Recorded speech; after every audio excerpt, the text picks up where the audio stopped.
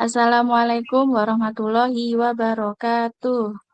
Waalaikumsalam warahmatullahi wabarakatuh. Kami dari kelompok 3 akan mempresentasikan tentang manajemen anak didik, tentang pola pengasuhan dan penguatan karakter anak.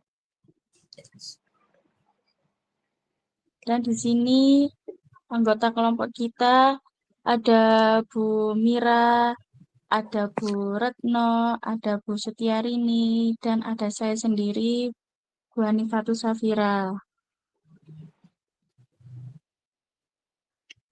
Di sini kita menjelaskan pengertian, tujuan, konsep pola asuh, jenis pola asuh, peran guru dalam pola asuh, penguatan karakter anak, nilai karakter yang dikembangkan, dan strategi penguatan karakter anak. Kalau kolaborasi sekolah dan orang tua, evaluasi manajemen anak didik, dan penutup.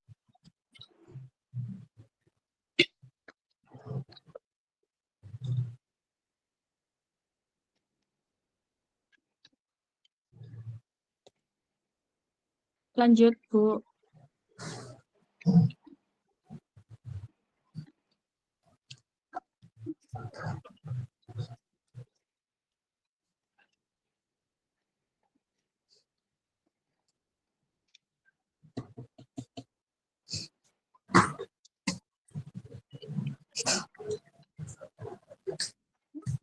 Bu Setiari ini masih di jalan ini.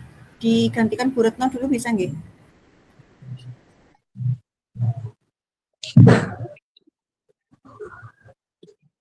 Oke, Bu Mira. Aku baca tabun. Oh, itu ada sudah Bu Rini. Ayo Bu Rini. Oke. Pengertian manajemen. Suatu proses perencanaan, pengorganisasian, pelaksanaan, dan evaluasi layanan anak. Berorientasi pada kebutuhan anak usia dini, melibatkan guru, orang tua, dan lingkungan. Lanjut. Tujuan manajemen mendukung tumbuh kembang optimal.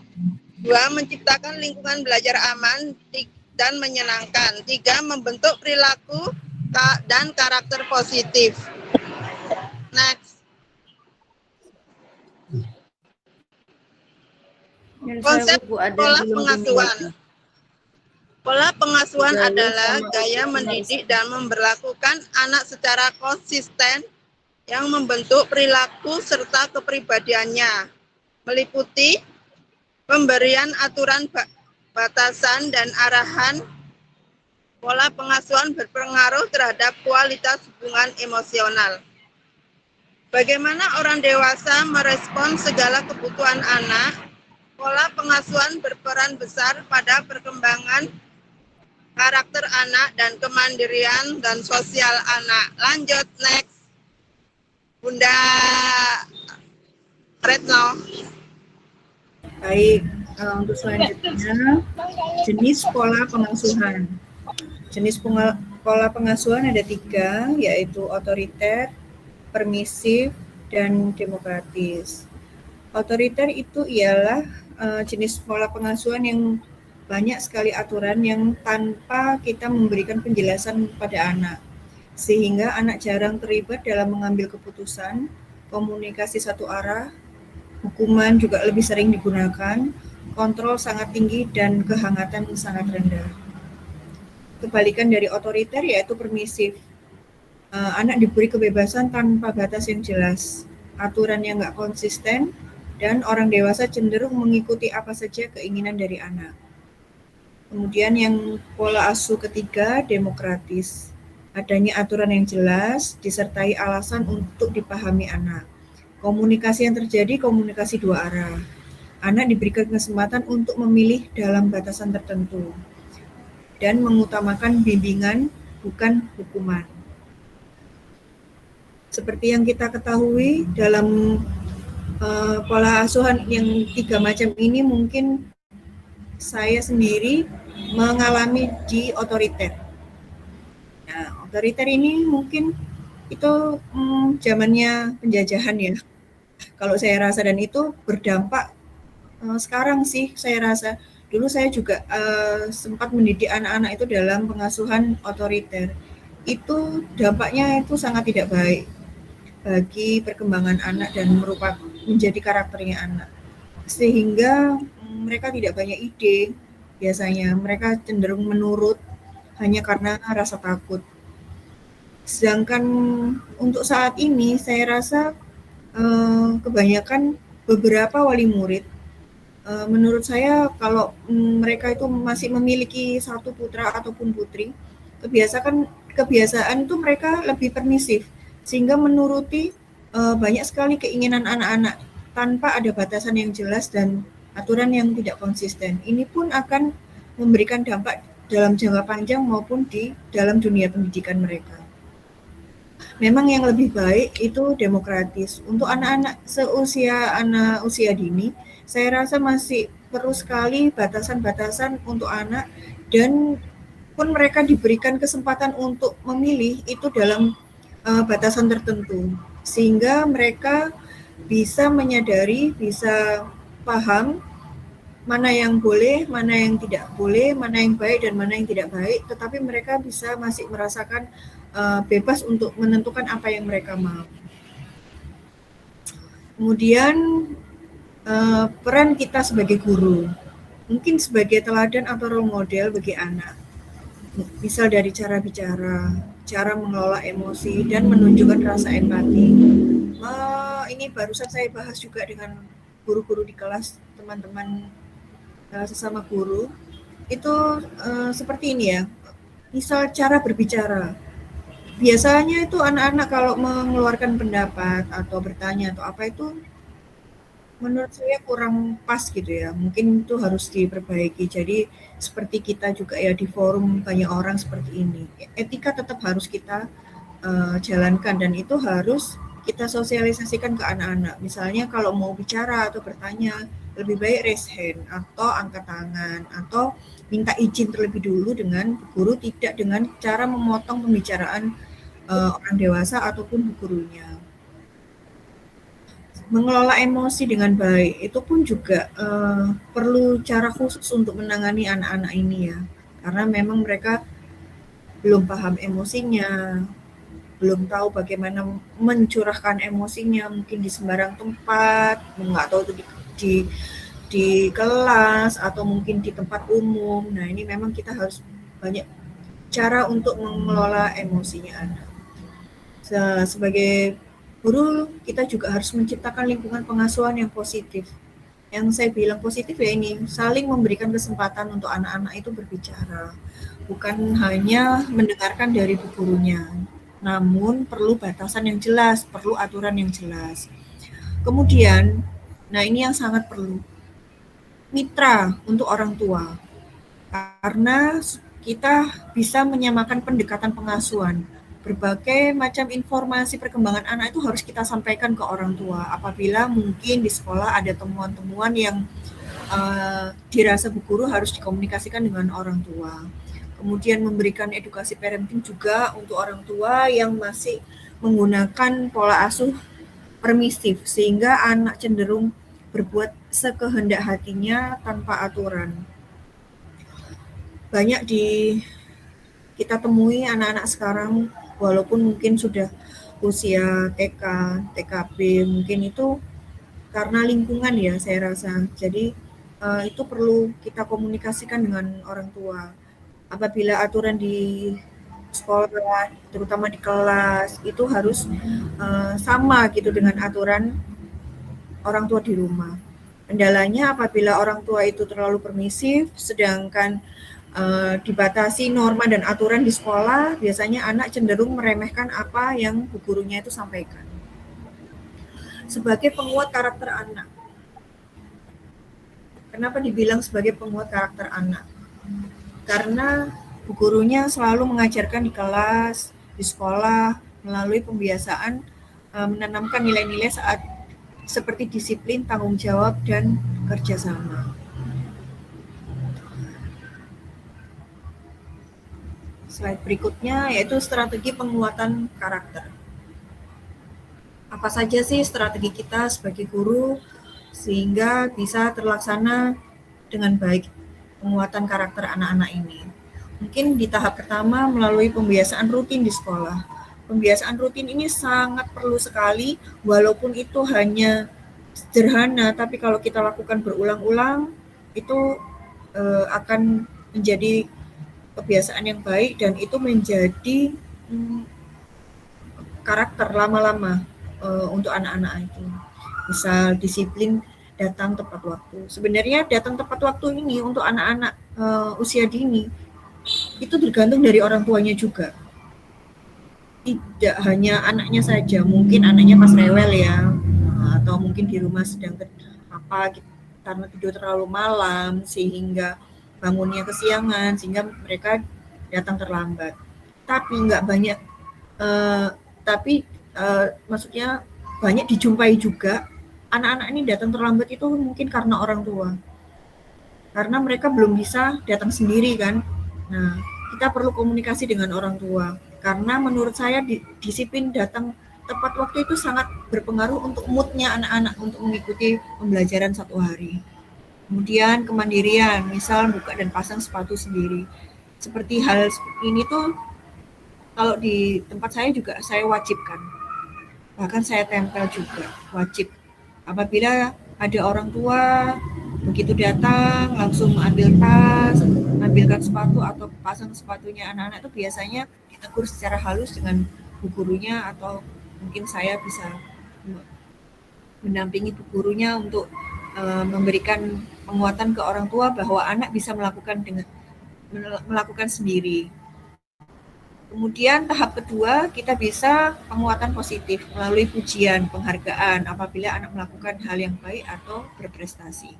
Ini kelanjutan dari tahap 1. Misal di sekolah anak itu orang tua nggak tahu nih anak itu sudah bisa pasang atau sepatu atau bahkan kaos kaki sendiri. Itu kan bagian dari motorik halus ya dari anak-anak ini. Pegang kaos kaki seperti apa, masukkan kakinya seperti apa, terus mungkin buka tutup sepatunya itu seperti apa.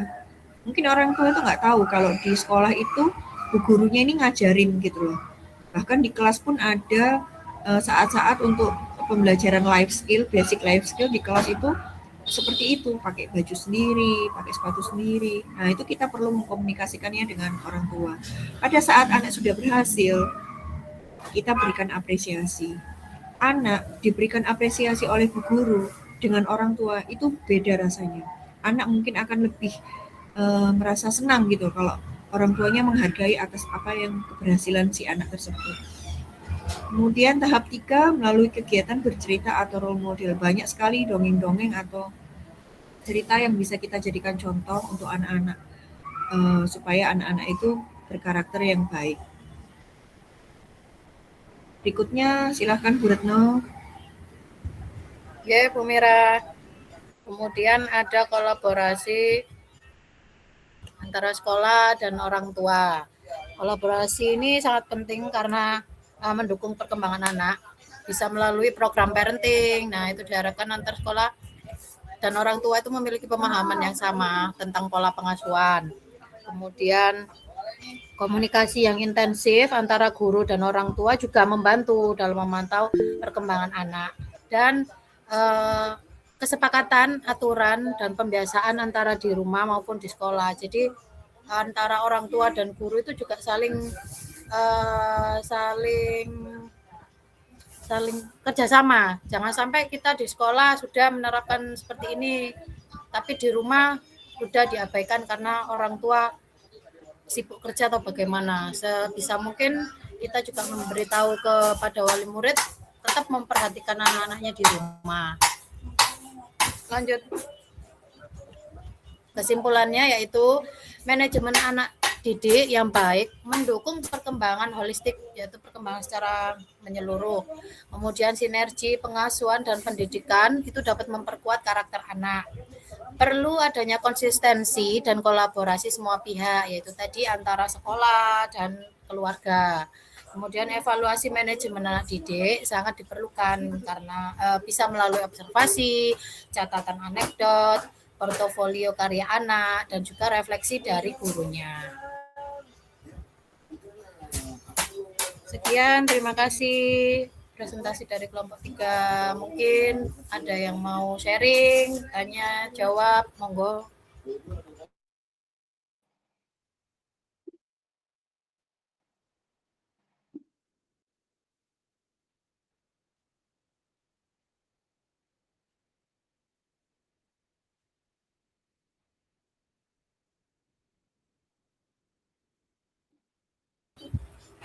Kami bertanya ya Bu.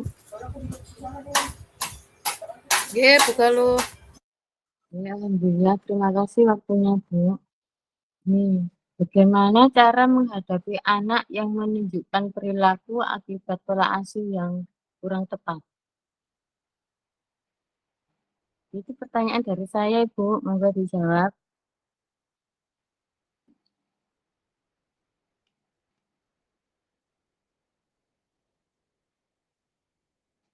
Ya, Bu Galuh, saya akan menjawab pertanyaan dari Bu Galuh. Ya. Tadi pertanyaannya, bagaimana cara menghadapi anak yang menunjukkan perilaku akibat pola asuh yang kurang tepat ya, Bu ya?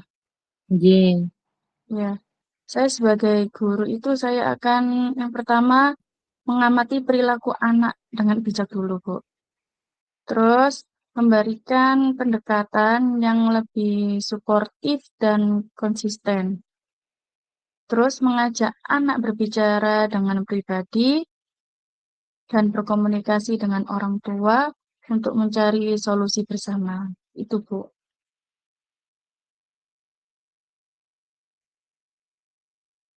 Bagaimana, Bu Galuh?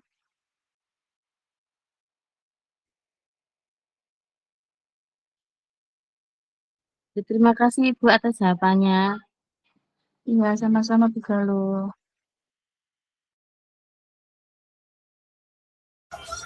Monggo, Bu Rini. Nggih Bu, saya mau tanya. Tadi kan menjelaskan tentang penguatan karakter juga nggih Bu. Penguatan karakter sederhana seperti apa sih Bu yang bisa diterapkan di kelas tapi bisa berjalan efektif untuk anak-anak itu?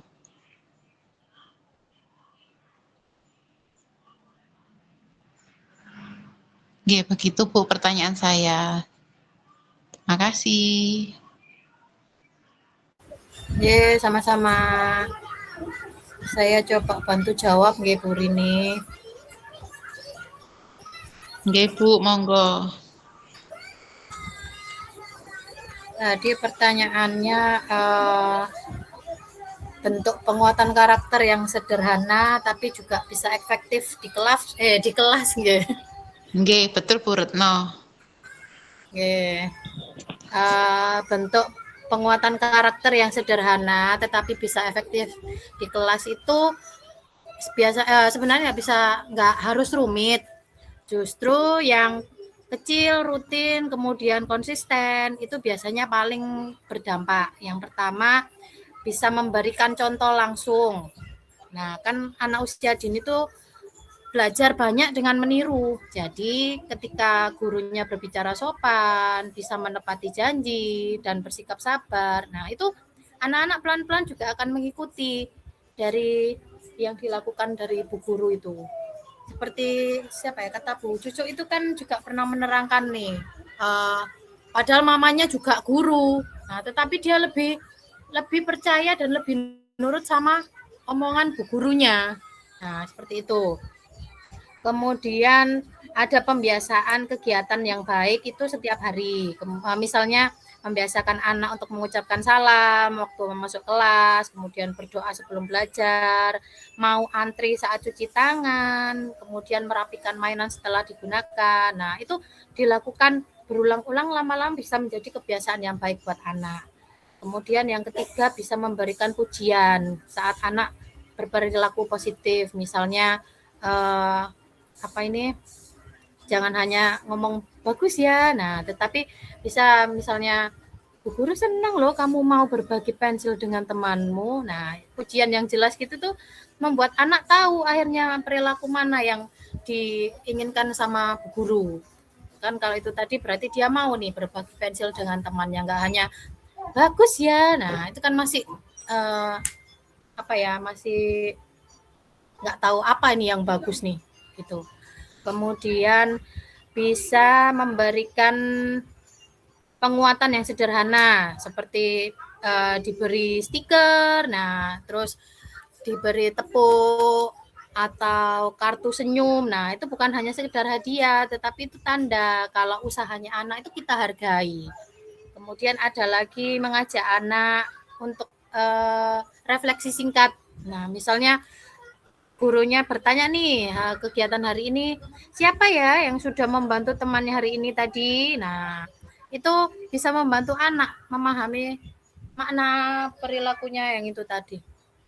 Kemudian ada menegur. Nah, menegurnya dengan yang positif, bukan yang marah-marah atau membentak. Jadi jika anaknya berbuat salah, gurunya mengingatkannya dengan tenang. Nah, enggak juga memberitahu perilaku mana yang benar. Jadi anak bisa jujur tanpa merasa takut, meskipun dia salah tapi tetap dia mau jujur, enggak apa-apa. Jangan dimarahin, misalnya anak tetap nggak mau jujur tapi dimarahin, ya sudah, kalau kamu nggak mau bohong ya. Nah, itu akhirnya kan anak juga merasa takut dan akhirnya nggak mau terbuka dengan bu gurunya. Jadi intinya penguatan karakter yang efektif di kelas itu harus yang hangat, terus konsisten, berulang-ulang, dan dilakukan lewat kebiasaan sehari-hari, bukan hanya lewat ceramahnya bu guru, nasihatnya bu guru aja. Seperti itu, Bu Rini.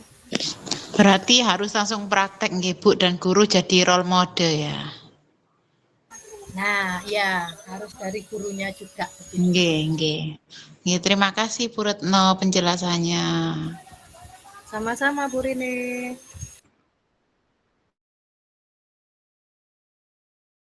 Monggo Bu Yohana. Iya Bu, terima kasih. Saya mau tanya, kenapa orang tua sama guru itu harus bekerja sama dalam penguatan karakter anak?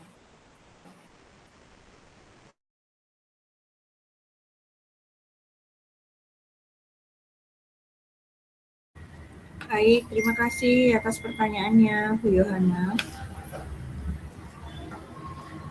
Menurut saya memang orang tua sama pihak sekolah itu harus bekerja sama dalam pola pengasuhan. Kalau misalnya pola pengasuhannya tidak sama, biasanya terjadi kebingungan pola asuh pada anak ini dan akan berdampak sangat tidak baik. Tergantung nanti biasanya tuh lebih kuat yang mana. Tapi kalau menurut saya, misalnya antara demokratis dengan permisif ya. Orang tua permisif, di sekolah itu demokratis gitu ya. Pasti lebih kuat permisifnya, karena anak akan cenderung apa yang mereka sukai. Sehingga di sekolah mereka tidak taat aturan, bahkan bisa menjadi meremehkan bu gurunya. Apabila bu gurunya melarang, memberitahu, biasanya mereka cenderung tidak mau tahu, melengos kadang, seperti itu. Atau kebalikannya, misalnya otoriter nih orang tuanya, terus di sekolah menerapkan demokratis, pasti daya imajinasi anak itu berkurang. Pasti dia ada rasa tidak percaya diri. Pasti anak-anak itu merasa tidak tahu bagaimana mengemukakan pendapatnya. Tidak tahu mengemukakan pendapat karena tidak terbiasa otak itu untuk berkreasi apa yang dia mau. Sebenarnya saya pernah sih berdiskusi dengan bu guru gitu ya. Bu guru pernah nggak ngerasain seperti itu. Terus saya sendiri pun itu mengalami itu begini. Saya termasuk milenial ya, didikannya generasi boomers yang kala itu memang otoriter sekali gitu. Nah, itu saya memberlakukan ke anak-anak sudah mengikuti nih. Sekarang zamannya anak sekarang itu seperti apa, berusaha mengikuti. Pernah suatu saat saya tanya nih ke teman-teman gitu, yuk kita makan di luar, enaknya makan apa ya? Dan mereka cenderung terserah Bu, ikut Bu. Pernah nggak Bu Guru seperti itu juga? Itu sebenarnya salah satu kalau dampak yang memang saya rasa itu karena itu. Karena kita tidak biasa berkreasi, kita nggak biasa untuk memimpin, kita biasa mengikuti apa kata orang tua atau apa kata bu gurunya. Jadi kebingungan pola asuh ini kalau kita nggak bekerja sama dengan pihak orang tua akan berdampak seperti itu untuk anak-anak. Monggo, gimana mungkin Bu Yohana pernah mengalami hal yang sama dengan saya? Iya Bu, memang penting ya antara orang tua dan guru itu harus kompak ya Bu. Tapi agak susah itu untuk satu servernya sama orang tua gitu. Betul, memang. Bu guru saya juga barusan menghadap itu TKP itu sudah Bu, saya tuh nggak bosen-bosen gini-gini. Iya, memang kita nggak boleh bosen. Apapun hasilnya kita serahkan ke orang tua, kita serahkan juga ya sama Allah ibaratnya. Tapi sebagai pendidik kita nggak boleh bosan. Apapun itu terus kita lakukan. Yang penting kita sudah melakukan yang terbaik untuk anak-anak ini. Gitu menurut saya Bu Yo. Iya Bu, terima kasih Bu Mira. Sama-sama.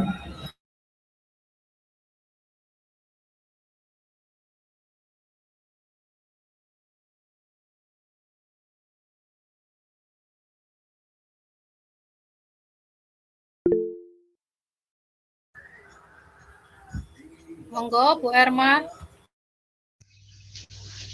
Ya, Bu Retno, terima kasih.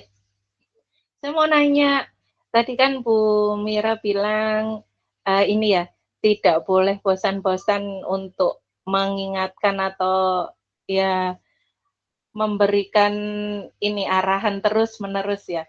Kalau misalkan kita sebagai guru itu strateginya apa gitu Bu? Untuk supaya anak-anak ini bisa ini supaya anak-anak bisa mengikuti pola asuh bu guru dan orang tuanya itu. Ada strategi apa? Terima kasih, Bu.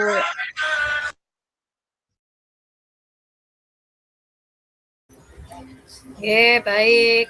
Saya coba jawab ya Bu Erma. Strategi apa yang bisa dilakukan guru untuk ini ya, memperkuat karakternya anak gitu ya? Ya, betul. Betul, Bu Retno. Nah, oke, itu guru bisa menggunakan beberapa strategi, misalnya memberi contoh yang baik, misalnya itu membiasakan kalau memberi ke temannya pakai tangan kanan. Nah, itu kan biasanya hal kecil gitu kan. Anak-anak kadang lupa nih, sering pakai tangan kiri, begitu kalau nggak diingatkan kan kadang ya lupa. Kemudian bisa membiasakan kegiatan positif, misalnya antri, terus merapikan mainan, kemudian memberikan pujian kalau anak sudah berbuat baik atau perilakunya sudah baik, kemudian menerapkan disiplin yang positif, bisa menggunakan cerita atau permainan edukatif, kemudian kerjasama juga antara guru dan orang tua itu yang paling utama. Begitu Bu Erma. Oh ya, memang harus berkaitan ya, guru, orang tua, dan lingkungan sekitar. Supaya anak itu juga karakternya juga bisa baik juga, begitu ya Bu. Iya, Terima kasih ya Bu Retno, penjelasannya. Sama-sama. Saya ingat ya Bu Erma waktu itu, orang tua saya tuh dulu itu sengaja pindah rumah sampean dulu itu Bu. Saya pernah tanya, kenapa kok kita pindah gitu. Ternyata mereka begitu saya masuk SD itu berusaha pindah rumah itu supaya pindah lingkungan. Nah, iya. Makanya kan berpengaruh ya Bu Mira ya. Sangat berpengaruh. Ya, pada saat itu mungkin ya alhamdulillah mungkin kedua orang tua saya itu bisa gitu ya pindah, tapi memang sengaruh itu. Dan itu pernah saya mendapatkan jawaban dari anak saya nomor 3 tuh. Kamu gimana Mas, kira-kira bisa mengikuti nggak perkuliahan? Saya tanya gitu. Dan memang jawabannya, alhamdulillah sih Ma, karena teman-temanku itu pada baik, terus pinter, terus mereka tuh kayak apa ya di kelas tuh mau berusaha lebih gitu dari yang cuman misalnya kalau mahasiswa itu kan ada istilahnya tuh kupu-kupu tuh kuliah pulang gitu. Nah, ternyata jawaban anak saya itu seperti itu. Jadi memang sengaruh itu dengan circle pertemanan mereka juga. Nah, saya bilang, kita berteman itu gak boleh pilih-pilih. Semua harus berteman. Tapi kalau berkawan, memang kita harus pilih. Nah, itu bisa diterapkan untuk ya anak-anak yang mungkin udah tingkatan SD lebih mungkin ya. Makanya tapi kalau untuk anak usia dini itu kan memang harus orang tua nih pegang peranan dan bu gurunya juga sangat besar pengaruhnya. Itu sih kalau saya. Iya, benar Bu Mira. Karena memang lingkungan itu juga cepat. Kan ini ya kebiasaan anak apalagi anak usia dini itu kan cepat golden age ya. Cepat Kan dia meniru. iya. Ya, terima kasih Bu Mira.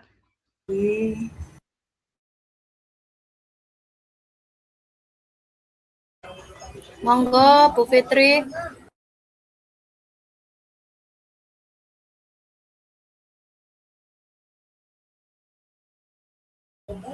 Bu Fitri. Adakah Bu Fitri?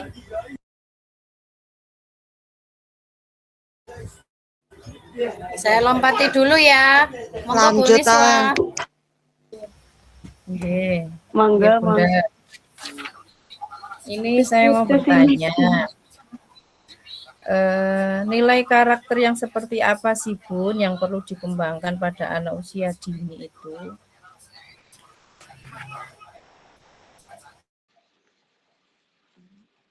Oke, saya bantu jawab ya Bunda. Nilai karakter apa saja yang perlu dikembangkan pada anak usia dini ya Bunda? Bu Niswa apa Bu Lailatul tadi? Oke, saya Bunda. Oh, Bu Niswa, oke.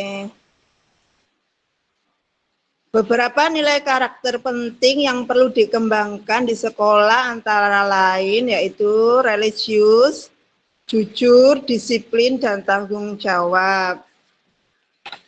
Mandiri, peduli pada teman, kerjasama, sopan santun, dan percaya diri. Nilai-nilai ini ditanamkan melalui pembiasaan dan keteladanan setiap hari. Begitu Ibu. Baru sampai ini, mas-masan. Baik, Gimana Bu Bu Niswa? Niswa? Terima kasih. Oke, terima kasih. Tapi gini Bun, yang saya ini kan ini di lembaga kami. Terkadang kan untuk menerapkan disiplin saat keberangkatan itu loh Bu, masih ada aja yang misalkan jam 7 gitu masuk ya. Masih ada yang beberapa anak itu masuknya lebih dari jam 7, kadang 15 menit itu baru datang. Itu gimana Bunda? Iya, sama. Pengalaman di lembaga panjenengan juga seperti itu. Iya. Sama, jadi saya itu kalau ada anak yang terlambat, nggak disiplin gitu, saya bilang ke anaknya, saya wanti-wanti ya, besok jangan sampai terlambat ya, karena nanti Bunda ada permainan awalnya, nanti kalau nggak ikut, nanti kamu nggak bisa permainan itu, gitu. Langsung bilang sama mamanya juga harus komunikasi sama mamanya di rumah. Gitu Ibu. Nggih, Bu Rini, nggih, matur nuwun. Sama-sama.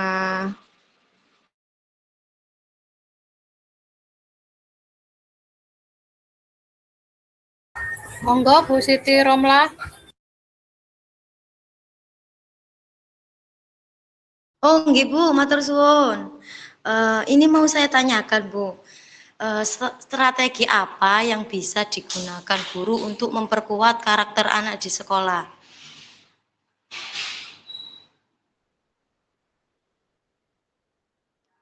Halo? Ya, saya Nggih, bantu nggih. jawab Bu Siti Romla ya. Oke. Tanyanya tadi Terima kasih, strategi Bu. apa yang bisa dilakukan guru untuk memperkuat karakter anak ya Bu ya di sekolah. Nggih, benar, Bu. Guru dapat menggunakan beberapa strategi seperti memberi teladan yang baik, membiasakan kegiatan positif, contohnya antri dan merapikan mainan, memberikan pujian atas perilaku yang baik, menerapkan disiplin yang positif, menggunakan cerita atau permainan edukatif, serta kerjasama dengan orang tua. Ibu Romla. Oh, nggih, Bu Hanifah, terima kasih atas Sama-sama. jawabannya. Iya.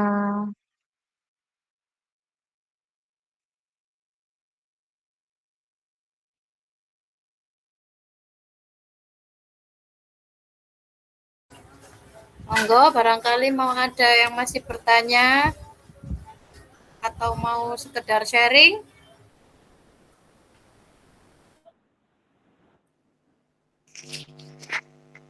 Boleh sharing, Pak? Saya Bu Retno. Boleh sekali.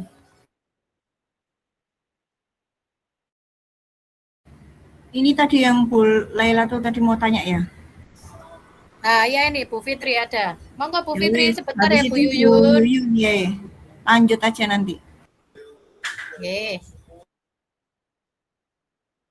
Nggih, terima kasih Bu Mira, Bu Retno. Ini yang mau saya tanyakan. Kenapa ya pola pengasuhan itu penting untuk pembentukan karakter anak?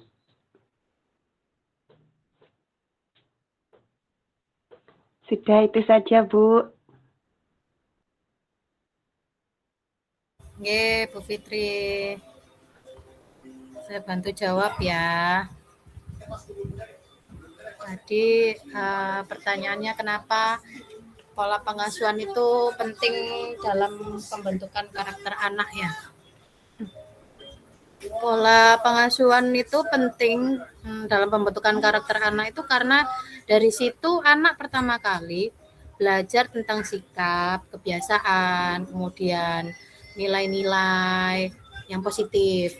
Nah, cara orang tua atau guru memperlakukan anak itu juga sangat mempengaruhi bagaimana anak berpikir juga berperilaku.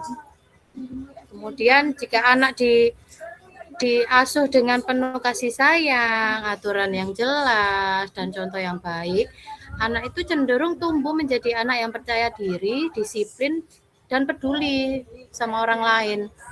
Jadi sebaliknya kalau pola asuh yang terlalu keras, terlalu bebas, atau kurang perhatian, itu bisa membuat anak menjadi bingung, kemudian kurang kontrol diri, dan juga sulit buat bersosialisasi.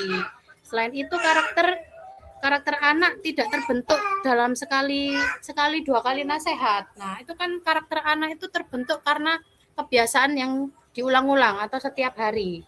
Karena pola asuh yang berlangsung terus-menerus di rumah atau di sekolah, itu pengaruhnya juga sangat kuat terhadap pembentukan kepribadiannya anak. Jadi pola pengasuhan itu fondasi utama yang membentuk arah perkembangan karakter anak sejak usia dini. Begitu.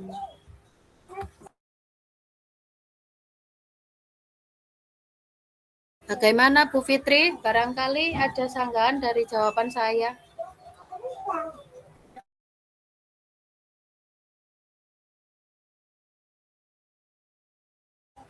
Bu Fitri.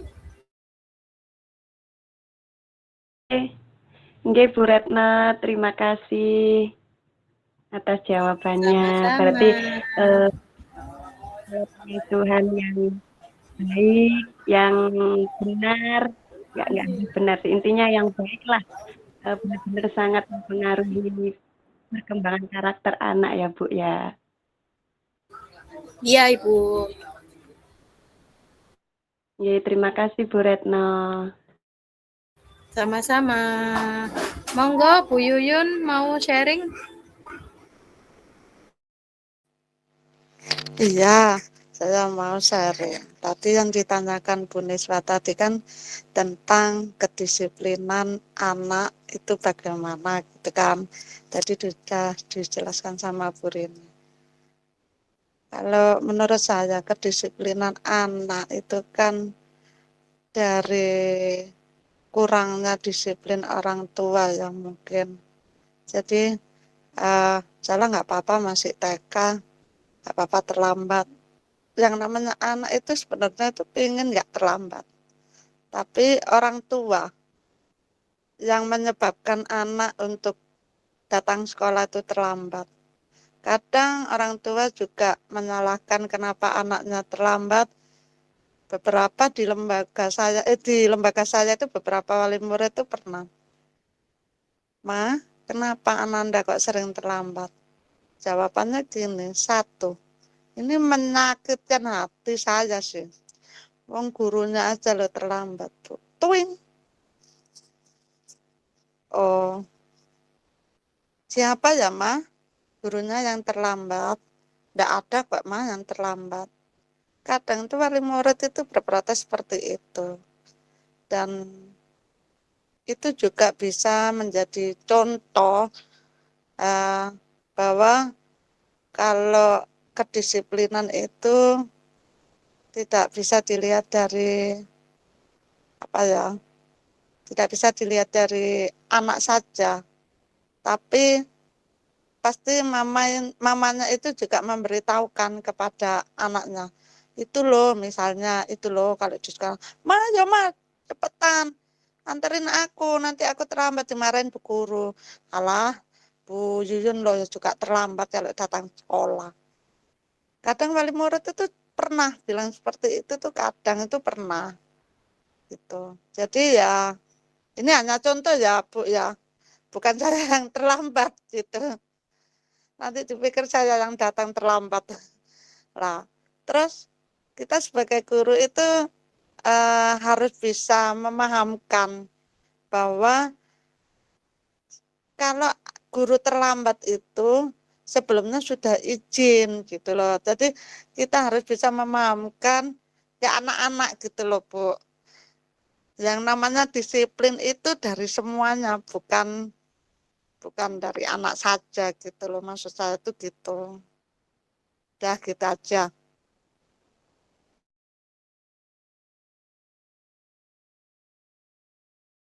Gak nyambung ya, saya maksud.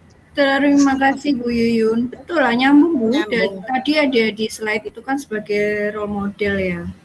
Emang sih kadang-kadang bu gurunya ada yang izin karena harus ke puskesmas dulu gitu misalkan atau apa. Tapi bisa kok disiasati. Misal kalau di tempat saya itu pada saat pagi semua bu guru harus keluar untuk menyambut.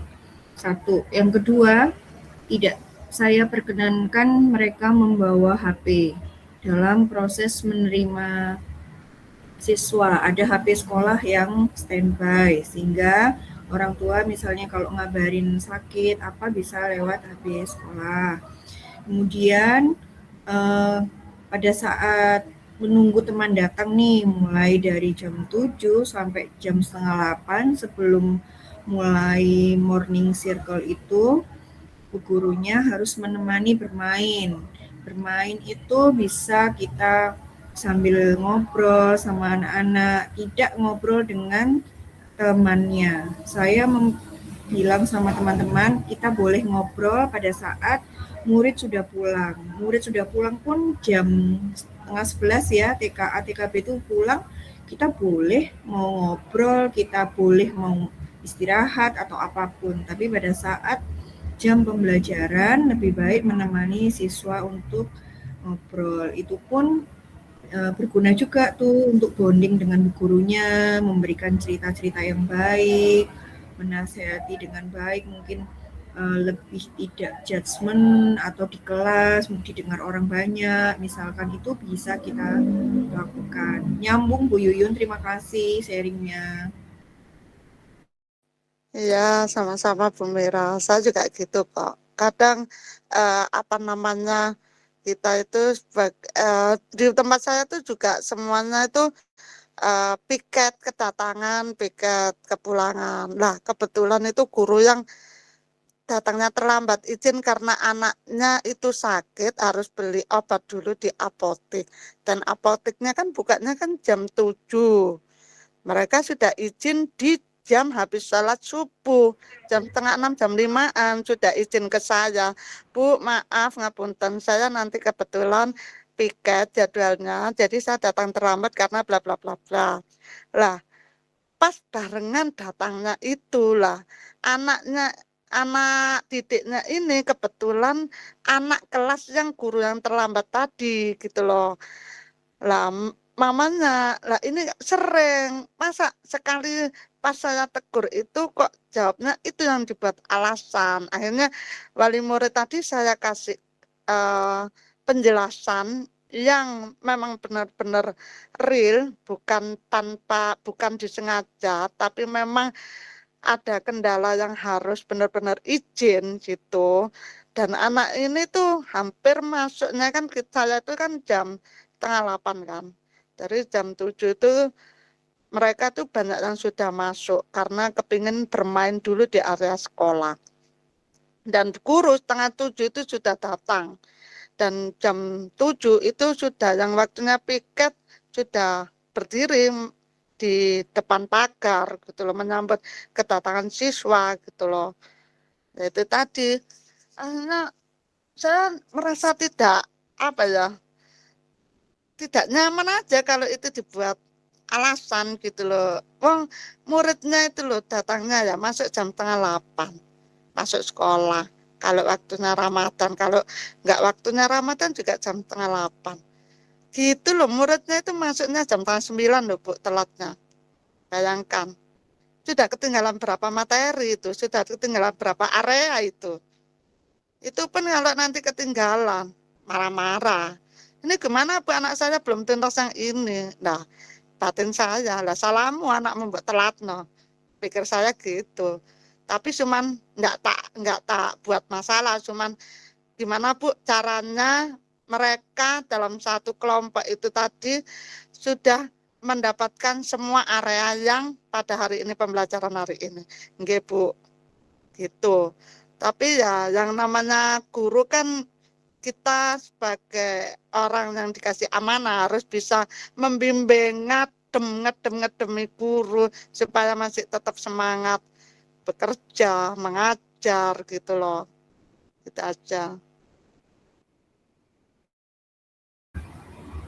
Baik, terima kasih ilmunya Bu Yuyun. Mungkin ada dari teman-teman lain.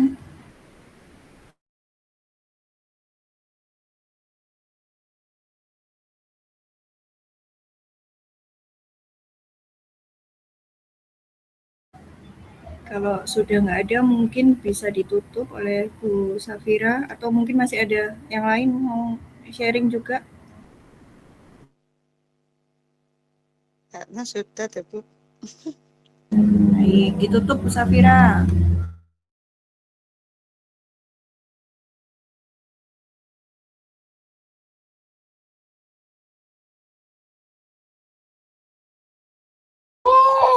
Saya tutup ya Bu Mira ya. Bu Safira kemana ini? Iya, monggo Bu Retno. Baik, terima kasih. Demikian presentasi dari kelompok 3. Mohon maaf apabila ada salah kata. Wassalamualaikum warahmatullahi wabarakatuh. Waalaikumsalam warahmatullahi wabarakatuh.